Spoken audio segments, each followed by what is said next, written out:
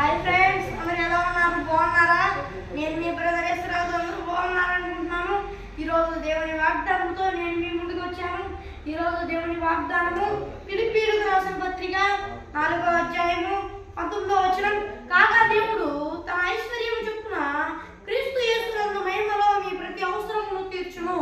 ఈ ఫ్రెండ్స్ దేవుని వాగ్దానము. ఇక్కడ దేవుడు ఏం చెబుతున్నాడు అంటే, దేవుడు మన ప్రతి అవసరతను ఆయన ప్రార్థించినట్లయితే ఆయన తీరుస్తా అని చెబుతున్నాడు. అయితే కొన్ని సమయాల్లో పరీక్ష కాలం ఉండిద్ది. ఆ సమయాల్లో మనం ప్రార్థించినా కూడా ఆయన వింటాడు. సగం కాలాన ఇద్దామని ఆగుతాడు. దేవుడు నా ప్రార్థన వింటలేదు, నాకు ఇవ్వట్లేదు అని మనం అనుకోకూడదు.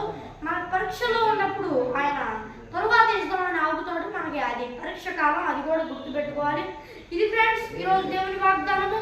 ఇంకోటి ఏంటంటే ఫ్రెండ్స్, మీకు ఏ కష్టాలు వచ్చినా, ఏ బాధలు వచ్చినా దేవునికి ప్రార్థించినట్లయితే దేవుడు మీ ప్రార్థన విని గొప్ప కార్యాలు జరిగిస్తాడు. అయితే మీలో విశ్వాసం ఉండాలి. విశ్వాసం ఉంటే దేవుడు గొప్ప కార్యాలు జరిగిస్తాడు. మన విశ్వాసంతో ప్రార్థించినట్లయితే దేవుడు గొప్ప కార్యాలు జరిగిస్తాడు. భయపడాల్సిన అవసరం లేదు.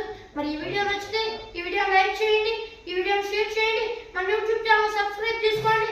మరి ఒక దేవుని వాగ్దానంతో మళ్ళీ కలుద్దాం. అంతవరకు దేవుని వాగ్దానం అంతవరకు దేవుని కృపా ఆశీస్సులు మనందరికీ తోడై నడిపించుగాక. ఆమేన్.